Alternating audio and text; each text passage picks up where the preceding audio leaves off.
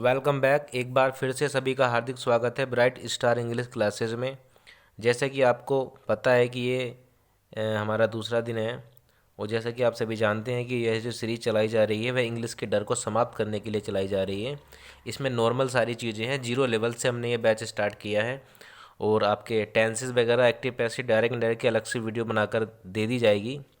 ठीक है। बाकी इसमें जो फ़िलहाल हमारी जो प्रिपरेशन चल रही है वो बेसिक को मजबूत करने के लिए चल रही है, जैसे एंटोनिम सिनोनियम वन वर्ड ईडियम्स और आपके कॉम्प्रिहेंशन का पार्ट जो सबसे ज़्यादा वास्ट है और सबसे ज़्यादा जो नंबर है उसका जो सिगमेंट सबसे इम्पोर्टेंट जो सिगमेंट है वो कॉम्प्रिहेंशन का ही पार्ट होता है। तो आइए स्टार्ट करते हैं आज का दिन। तो सबसे पहले हम देखेंगे वन वर्ड। ठीक है, वन वर्ड में देखते हैं। देखिएगा पहला वन वर्ड क्या है, ऑटोक्रेसी। सबसे पहले हम जान लेते हैं आर्की और कृषि। ठीक है, कृषि और आर्की क्या होता है, इन दोनों का जो अर्थ है ना वो होता है शासन। जहाँ भी ये दोनों वर्ड अंतिम में किसी भी शब्द के अंत में ये दोनों वर्ड लगे दिख जाएं तो उसका अर्थ किससे है, शासन से उसका अर्थ होता है। ठीक है, शासन से उसका अर्थ होता है।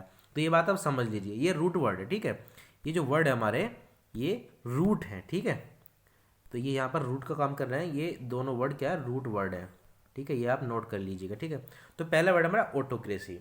तो ऑटोक्रेसी क्या होता है, ऑटोक्रेसी हम बोल सकते हैं government by a single person single group. ठीक है, एक व्यक्ति के द्वारा जो शासन होता है वह क्या होता है, ऑटोक्रेसी होता है। ठीक है, समझ गए आप। देखो नेक्स्ट वर्ड हमारा डेमोक्रेसी। अब डेमोक्रेसी क्या होता है, देखिए डेमोक्रेसी, डेमोक्रेसी आप कह सकते हैं गवर्नमेंट बाई इलेक्टेड रिप्रेजेंटेटिव। जो गवर्नमेंट इलेक्टेड रिप्रेजेंटेटिव के द्वारा चलाई जाती है वो डेमोक्रेसी होती है, मतलब प्रजातंत्र। एक प्रजा वोट करती है और उसको इलेक्ट करती है, किसी चीज़ को चुनती है, वो किसी एक व्यक्ति पार्टिकल किसी व्यक्ति पर्सन को चुनती है और जो उसमें जीतता है वो क्या होता है, प्रजातंत्र का वो हिस्सा बन जाता है। ठीक है, डेमोक्रेसी उसको बोलते हैं। ठीक है, नेक्स्ट वर्ड है हमारा अरिस्टोक्रेसी। तो अरिस्टोक्रेसी देखो क्या होता है, aristocracy rule by high social class.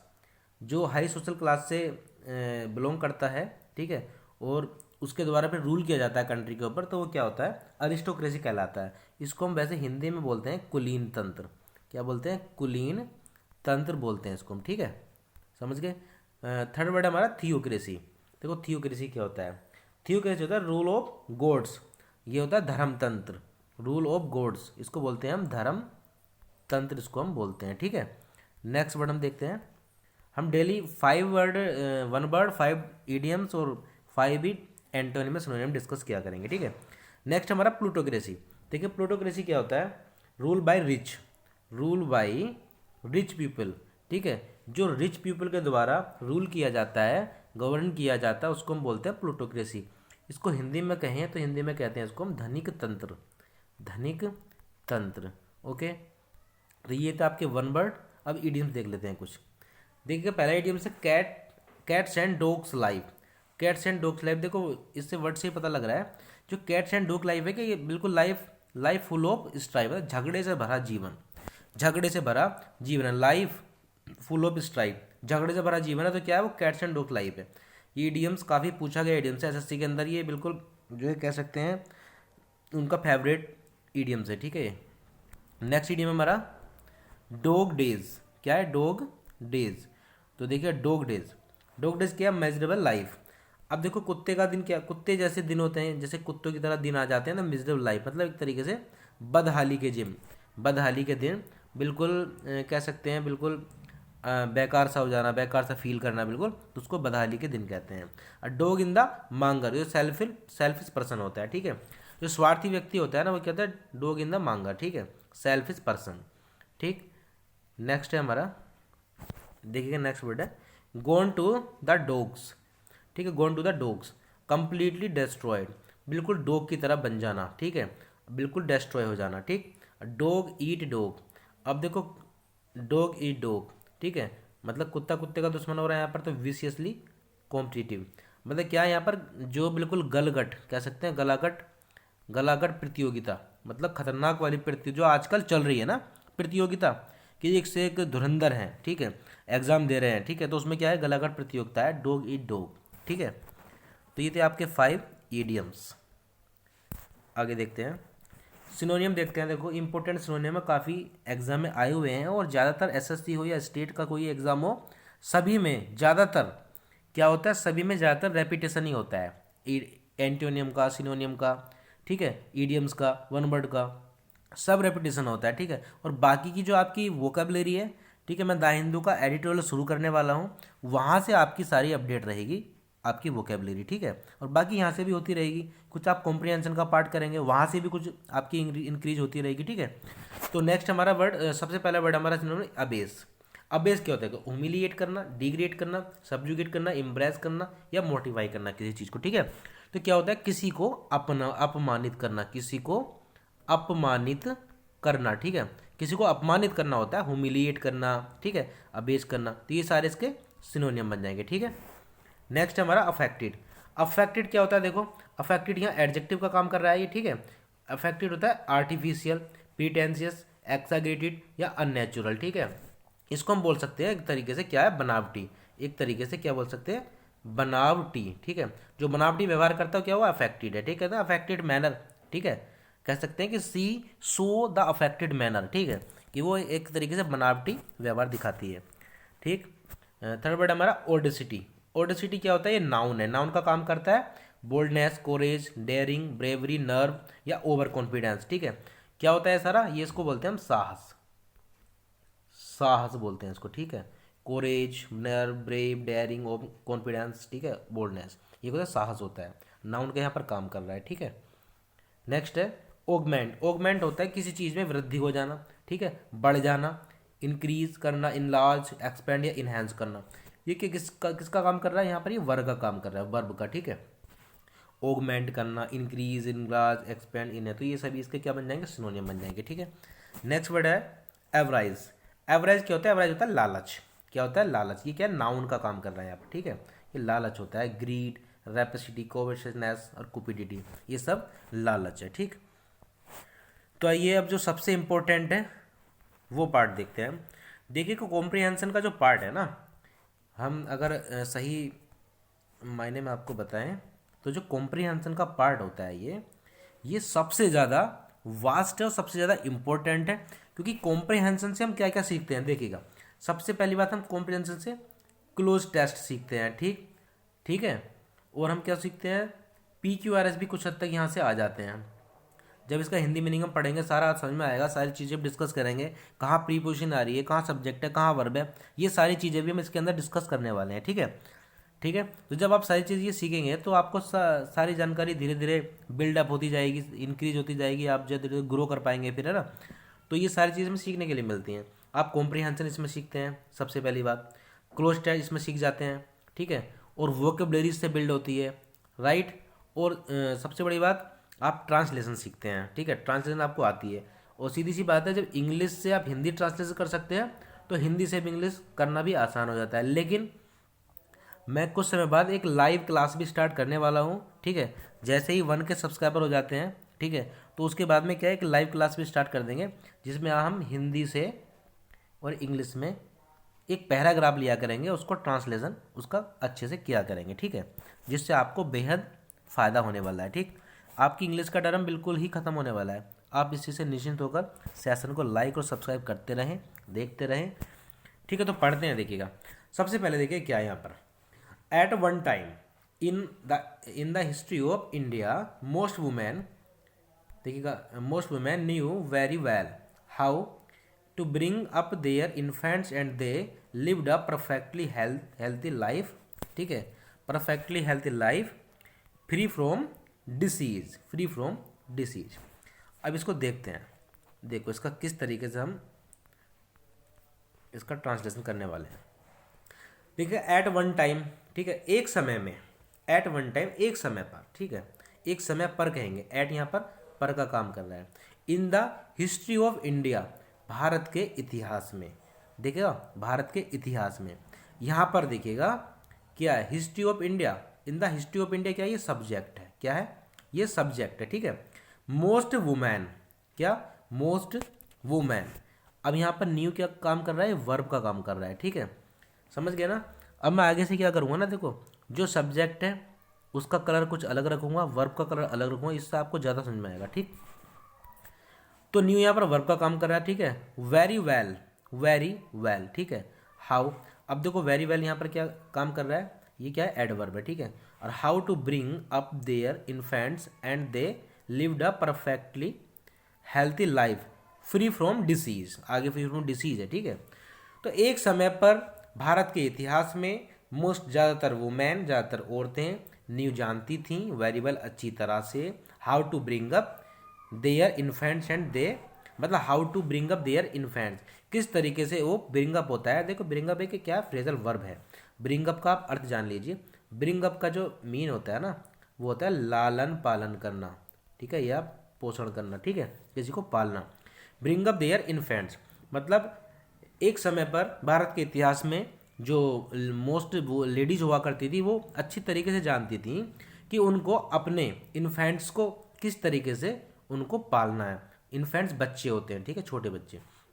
And they lived a perfectly healthy life, और वो एक बहुत अच्छी तरीके से एक स्वास्थ्य जीवन जीती थी, बिल्कुल स्वास्थ्य जीवन जीती थी, फ्री फ्रॉम डिसीज, ठीक है, बिल्कुल बीमारी से मुक्त जीवन जीती थी। समझ गए।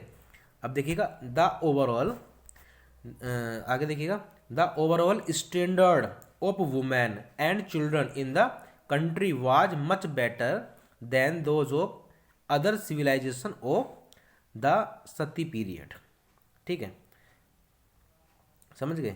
यहाँ पर सती पीरियड नहीं होना चाहिए, यहाँ पर दैट पीरियड आएगा, ठीक है, दैट पीरियड का ओनली, ये टाइपिंग मिस्टेक है, इसको आप अवॉइड कीजिएगा, इग्नोर करिएगा, ठीक है।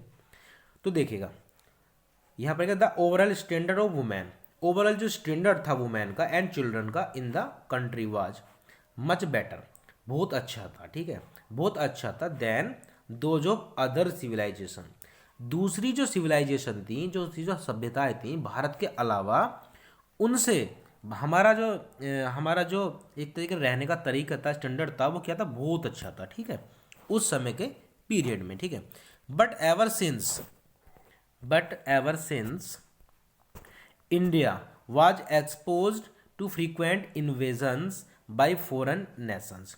अब क्या देखो, बट एवर सिंस, यहाँ पर क्या एवर सिंस क्या है, ये जब से, ठीक है, बट एवर लेकिन, अब देखो बट का क्या अर्थ है यहाँ पर, लेकिन है, एवर सिंस जब से, लेकिन जब से India was expose to frequent invasion, अब जब से इंडिया के अंदर बार बार क्या हुए हैं, ये अटैक हुए हैं, ठीक है, बार बार अटैक, क्या ये अटैक है, ठीक है, अटैक होता है इन्वेजन, बार बार आक्रमण हुए हैं बाय फॉरेन नेशंस, मतलब विदेशी राष्ट्रों के द्वारा, जब विदेशी राष्ट्रों के द्वारा बार बार हमारे ऊपर अटैक हुए हैं, तो लाइफ बिकेम अनसेफ, लाइफ क्या हो गई है, असुरक्षित हो गई है, अनसेफ हो गई है, एंड प्रॉपर्टी वाज अनप्रोटेक्टेड, और जो प्रॉपर्टी है वो क्या हो गई है, अनप्रोटेक्टेड हो गई है, असुरक्षित हो गई है, ठीक है, and people were forced to congregate, आगे कर लेते हैं थोड़ा सा,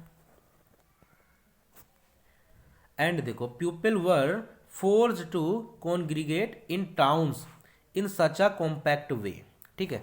अब क्या है ना, इस तरीके से क्या हुआ है ना, सारी चीज़ें देखो क्लियर हो गई है ना, ठीक है, जो प्रॉपर्टी थी वो अनप्रोटेक्टेड हो गई है, ठीक है, असुरक्षित हो गई है, ठीक है, लाइफ अनसेफ हो गई है, और पीपल को जो है क्या फोर्स किया गया था क्या करने के लिए, इकट्ठा होने के लिए टाउन्स वगैरह में, ठीक है, सच अ कॉम्पैक्ट वे, ठीक है, एक गठित तरीके से, ठीक है, दैट इट लैड टू जो क्या करता है, कहाँ को लैड करता है, लैड मतलब दिशा देना, एपफुल इनसैनिटेशन एंड डिसीजेस, एक तरीके से इनसैनिटेशन एंड डिसीजेस मतलब एक भयानक तरीके से बीमारियों की तरफ को हमें अग्रसित किया उस चीज़ ने, ठीक है। The traditional knowledge of domestic and personal health and hygiene was ignored, तो the traditional knowledge of domestic and personal health and hygiene was ignored. अब क्या है, जो ट्रेडिशनल नॉलेज है उसको क्या डोमेस्टिक एंड पर्सनल हेल्थ के बारे में वो क्या इग्नोर कर दी गई थी, ठीक है। Women were confined indoors, women को क्या किया जाता था, कन्फाइंड किया गया इंडोर्स, अंदर ही अंदर रखने के लिए, फॉर फियर ऑफ इंसल्ट, किसके डर से, फॉर फियर ऑफ इंसल्ट, ठीक है, अपमान के भय से, and train of social and unhealthy dangers follow, ठीक है। एक तरीके से कहा जाए तो वुमेन को इंडोर्स किया गया, दरवाजे के अंदर ही रखा गया है, बिल्कुल वो वहीं की वहीं रह गई हैं, अपमान के भय से कुछ कुछ सोशल एंड अनहेल्थी जो डेंजर्स हैं उनको ट्रेन की आवश्यकता नहीं हुई, उनकी आवश्यकता थी लेकिन नहीं मिला। ठीक है, ये सारी चीज़ें जो बताई गई हैं इन सारी चीज़ों के कारण ऐसा हुआ है। ठीक है, देखो it is a problem, it is a problem now. अब ये इस समय क्या एक समस्या है। How we can restore the original condition of healthy and happy life in India. ठीक है, अब ये एक समस्या है, इस समय समस्या बन गई कि हाउ वी कैन, हम किस तरीके से, हम कैसे रिस्टोर कर सकते हैं अपनी ओरिजिनल कंडीशन को, कैसे फिर से वापस ला सकते हैं healthy and happy life in India. ठीक है, हेल्थी एंड स्वस्थ और खुशनुमा जीवन हम कैसे बना सकते हैं फिर से दोबारा, जैसा जीवन हमारा पहले हुआ करता था। ठीक है, तो आगे देखिएगा, the socio this is a socio economic problem. ये क्या एक तरीके से क्या बन गई, एक सामाजिक प्रॉब्लम बन गई है, which needs to be given priority to bring back to the original culture and restore welfare of women and children and India follow. ठीक है, ये सारी चीज़ें क्या है ना, जो अब देखिए जो प्रॉब्लम है उसको उसकी इस समय क्या ज़रूरत है, किस चीज़ को प्रायोरिटी देने की आवश्यकता है यहाँ पर, ओरिजिनल कल्चर को लाने की प्रायोरिटी देने के लिए, वुमेन की वेलफेयर के लिए, भलाई के लिए, उनके उनके अच्छाई के लिए, और चिल्ड्रन के लिए। ठीक है, इन चीज़ों को इंडिया को क्या करना चाहिए, फॉलो करना चाहिए। ठीक है, इन सारी चीज़ों को इंडिया में फॉलो करना चाहिए। ठीक है, it is a problem now. अब ये क्या एक तरीके से प्रॉब्लम है, क्या प्रॉब्लम है कि हमें जो है किस तरीके से इन सारी चीज़ों को रिस्टोर करना है, कंडीशन को अच्छा करना है, original condition healthy and happy life को फिर से लेना है। ठीक है, समझ गए। तो यहाँ तक आपने पढ़ लिया है, यहाँ से ये फिर से दोबारा टाइप हो गया। ठीक, अब देखिए यहाँ पर this is a socio economic problem which needs to be given priority to bring back the original culture and restore welfare of women and children in India. ठीक है, और यहाँ पर वही बात फिर से देखो दोबारा दोहराई जा रही है कि ये जो एक सोशियो इकोनॉमिक प्रॉब्लम बन चुकी है, इसको क्या नीड है, इसको ये नीड है कि इन चीज़ों को प्रायोरिटी देनी चाहिए कि bring back to the original culture, हमें ओरिजिनल कल्चर को फिर से वापस लाने के लिए क्या वर्क करना है, एंड वुमेन के वेलफेयर के लिए क्या वर्क करना है इंडिया के अंदर, और चिल्ड्रन के लिए क्या करना है। तो इन सारी चीज़ों पर हमें ध्यान देने की आवश्यकता ज़्यादा है। ठीक है, तो ये था आज की आपकी सेकेंड डे था ये क्लास का। तो जो भी इस चैनल को पहली बार जुड़ रहे हैं तो लाइक करें, सब्सक्राइब करें। ठीक है, थैंक्स फॉर वॉचिंग।